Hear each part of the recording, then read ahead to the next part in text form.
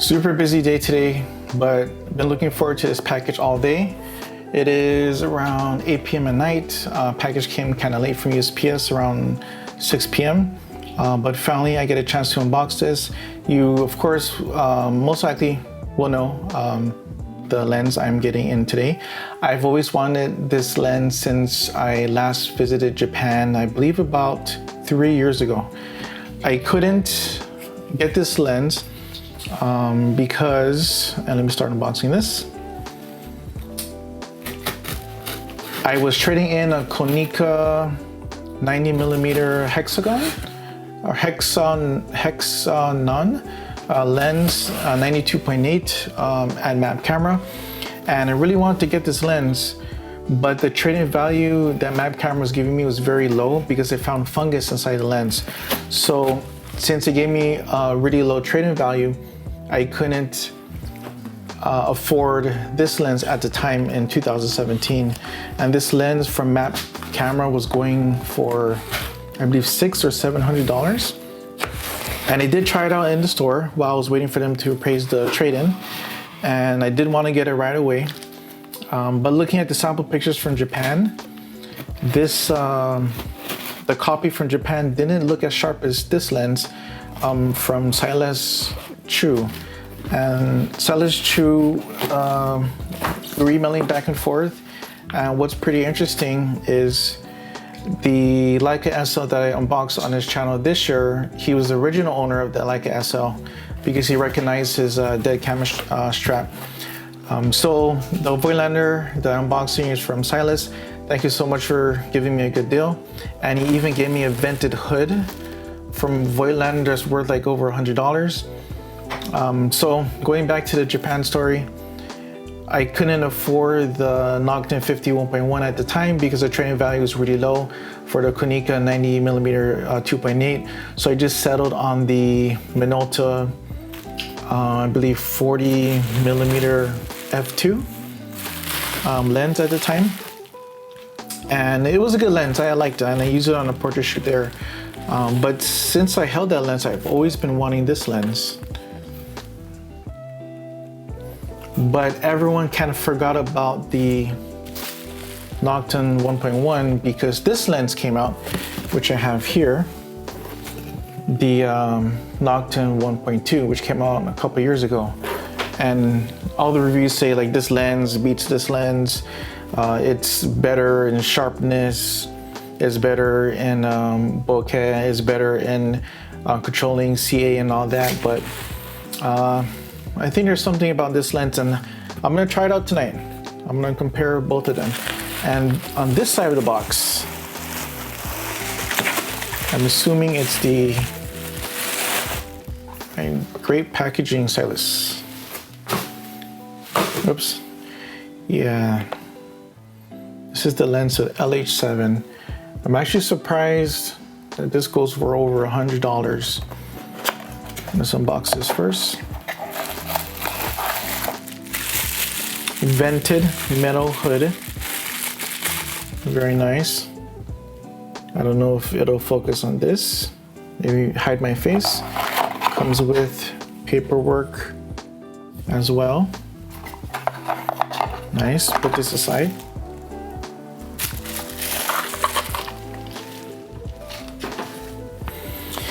Here it is, and this is like new condition.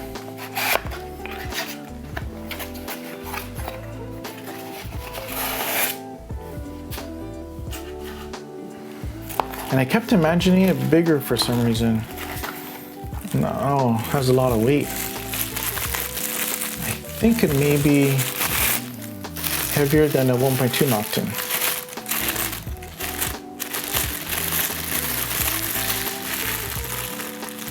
Yeah, this is, yeah, I know some of these have problems with like wobbling, but this is just, looks brand new. You can hear those solid clicks.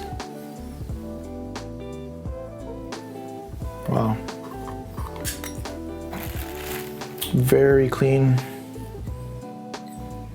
That this thing screws.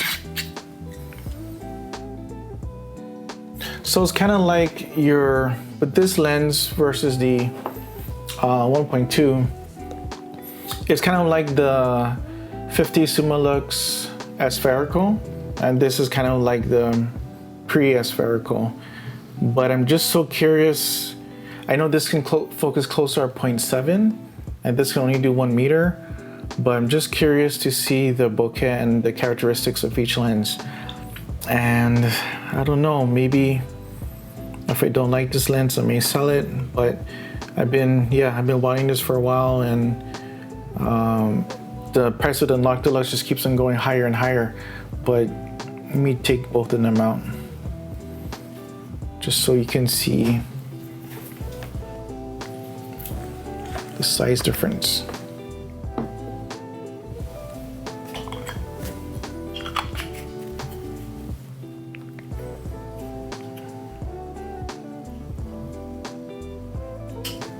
Big size difference.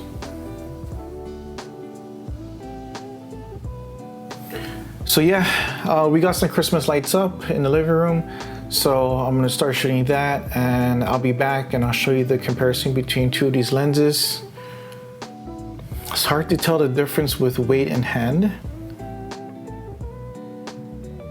but the 1.2 feels really solid and compact, and at 1.1, just some people say it feels like a hand grenade.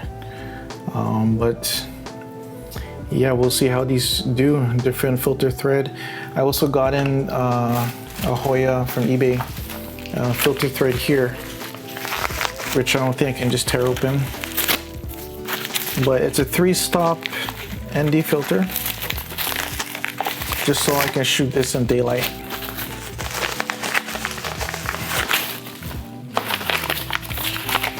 They say thank you from Hawaii. So this came pretty quick from Hawaii. Hawaii to Guam is about 6 or 7 hour flight. So this came pretty quick, and the Nokton 1.1 is a 58mm filter thread. All right, so let's go outside and shoot this in the living room. Let me just mount this.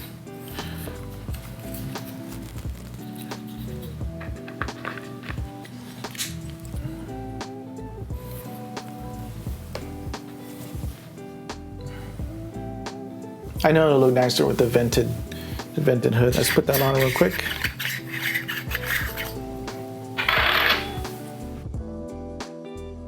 Screw in.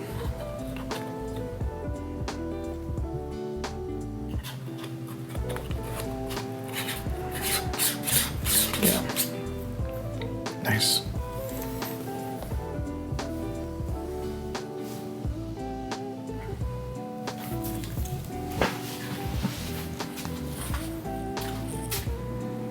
So I took out the Nokton 1.1 and the Nokton 1.2 and took them into the living room, and I took some pics of some Christmas lights in the background, and I just want to show you quickly the differences in the bokeh. And the next day I took both lenses outside with the 3-stop ND filter in the daylight just to see the differences, how these lenses perform during the daytime. So let's get on the computer. On the left hand side, it will always be the Nokton 1.1, and the right hand side, it will always be the Nokton 1.2. So just zooming in right away, you will notice that the 1.2 has more contrast and is actually sharper on the right hand side. I'm using the Leica M9P for this, and the M bodies don't have any electrical contacts with the M lenses because M lenses don't have any communication with the body, so you don't know what it doesn't say in Lightroom what lens you're using, but you have to trust me on this. The 1.1 is actually on the left hand side, and you can tell because the bokeh is much larger, it's much brighter, and the 1.2 bokeh, it's a little bit smaller, and I believe it was just dirty in this series of pictures, but later on I did clean it up. If we go to the left hand side, the fall off of the 1.1, it seems like the bokeh is getting smaller towards the edge of the frame, and the 1.2 bokeh kind of stays consistent throughout the whole image. Let's see another night example. In the background is the Hulu symbol, and reflection is on the TV. You can see that the 1.1 bokeh is very well defined versus the 1.2 lens tries to soften it up. And again, here you see the 1.1 bokeh a little bit brighter, more well-defined, larger magnification, and the 1.2 is a little bit smaller, and it looks like there's something in the lens itself. Not really onion ring effect, but I think that's the lens is trying to soften the background. I say this because on a different scene inside my house, when I focus on the Zojirushi rice cooker, let me put the 1.1 on the left hand side. And again, 1.1 will always be on the left hand side. On the Zojirushi symbol, you'll see a slight glow, and the 1.2 it is actually pretty sharp. And both lenses is really perfectly calibrated on the M9P. It's a good calibrated rangefinder, the M9P I have. The reflection of the light on the flask, really well defined again with the 1.1. The 1.2 really softens it up, especially when you go to the spice rack here. The 1.1, it looks a little bit noisy, but busy, nervous, but some people actually prefer that character in the lens, and the 1.2 really smooths everything out. And of course, the 1.2 can focus closer, like I'm showing you on the right hand side, versus the here you go, Nokton 1.1. 1.2 can focus to 0.7 meters, and the 1.1 can focus to 1 meters. But on the tests I just showed you, they were both focused at 1 meter. And here on the right hand side, this is how close it was able to focus with the 0.7 meter on the 1.2. So let's go outside. And with this image here, it is very hard to tell which is which, but I can assure you on the left hand side, it is the Voigtlander 1.1. It is a little bit soft, but it's still sharp, wide open. The bokeh is really, you can see the edges of it, and you can even see by this reflection here. The 1.2 is well controlled and is smoothed out. Another example I want to show you is the shadows underneath this flower here. Again, 1.1 on the left hand side, 1.2 on the right hand side is smoothed out, well controlled. Even when you zoom in again, both taken at 1 meter, just to try to be fair. And I do notice a color cast on the 1.2 Voigtlander. It seems to be more warmer than the Nokton 1.1. And here's the Nokton 1.1 on the left hand side. You can see some of the bokeh is coming out. And some people prefer the image on the left hand side. It's different, it gives them more character versus the image on the right hand side. Okay, and another example here. And yeah, just looking at, this is where you can really tell. 1.2 is on the right hand side, more contrasty. And I did lower down exposure a little bit on the 1.1. 1.2 on the right hand side, more contrasty, sharper. Bokeh is really well controlled, really smoothed out. So I kind of, and then here, 1.1 on the left hand side, a little bit more busy, a little bit more distracting, noisy. So it really depends what kind of lens you want.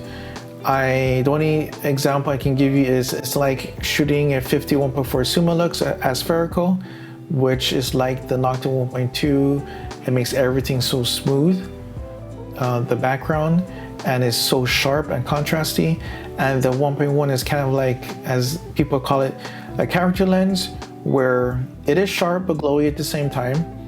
And the bokeh has character, it's really well defined. You do see it when you look at what's in focus and the whole picture. And it's kind of like the Summilux pre-aspherical, before the new Summilux aspherical lens. So it's really to taste on what the person wants to get for the lens.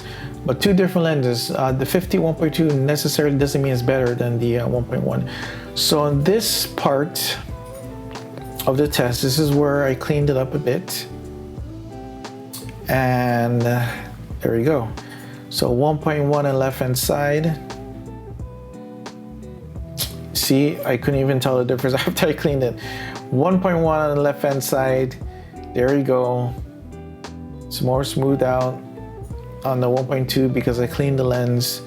But 1.1 is a bit larger and more glowy. You can just tell by the glow around the bokeh. And then the 1.2 has a different glow, and it seems like there's something inside the Christmas lights. Another example I can show you. Here we go. And this is after I cleaned it. So here's the bokeh of the 1.1 left hand side, 1.2 after I cleaned it. If you notice, it seems like it's, I don't know if it's a lens, the way it was made. I don't want to use the word dirty, but it seems like there's something going on where it's trying to smooth something out. So let me see if I can focus 200%. Okay, so this is 200%. And yeah, it seems like something is happening inside, a little bit greenish. Same thing with the 1.1, but it seems more glowy, more defined. Going to the edge of the frame, yeah, the 1.2 is very consistent, larger than a 1.1. And then going back to the beginning, yeah, this is really focused. There you go. So I use the Sony A9 Mark II and the Voigtlander close focus adapter to really, and this is how it looks like right here. Yeah, this is how it looks like here. I don't know if the camera can focus on it, but I use it to focus pretty close. This is at 0.5 meters and zooming in 200%.